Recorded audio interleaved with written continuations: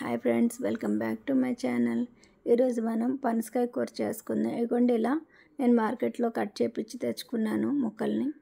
ఎందుకంటే అది మనకి ఒక రకంగా పాలు కారుతూ ఉంటాయి కదా, అందుకనే వాళ్ళైతే కట్ చేసి ఇస్తారు. మనం చేసుకోవాలంటే చేతులు పాడవుతాయి.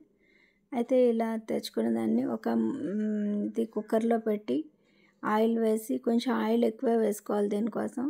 అందులో మనం బిర్యానీ ఆకు, ఇంకా మనం ముందుగా కట్ చేసి పెట్టుకొని క్లీన్ చేసుకొని వాటర్లో వేసుకున్న, లేదంటే మజ్జిగలో కూడా వేసుకొని మనం దాన్ని ఫ్రై చేసేయాలి. అది ఫ్రై అవుతున్నప్పుడు మనం మసాలా తయారు చేసుకుందాం. దీనికోసం మనం మిక్సీ జార్ తీసుకొని మిరియాలు, ఇంకా జీలకర్ర, అల్లం వెల్లుల్లి, ఉల్లిపాయలు, ఇంకా జీలకర్ర, జాపత్రి, తర్వాత పెద్ద ఇలాచి 1, చిన్న ఇలాచి 3,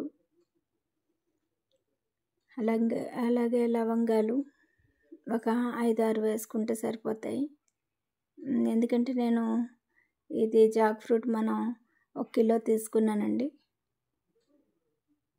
అలాగే మనం గ్రేవీ కోసం ధనియాలు ఒక 2 స్పూన్లు వేసుకున్నాను. అలాగే ఇందులో పసుపు ఇంకా కారం వేసుకొని ఇదంతా మిక్సీ పట్టేసాను.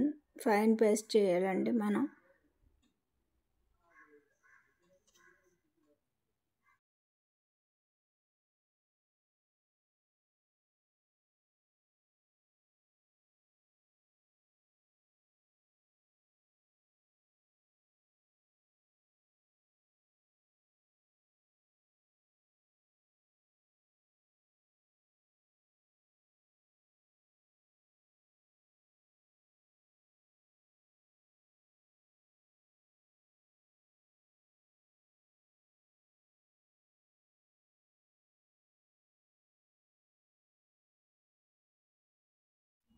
చూసారు కదా, ఇది ఇలా కొంచెం గోల్డెన్ కలర్కి మారుతున్నప్పుడు ఆనియన్స్ని కట్ చేశాను.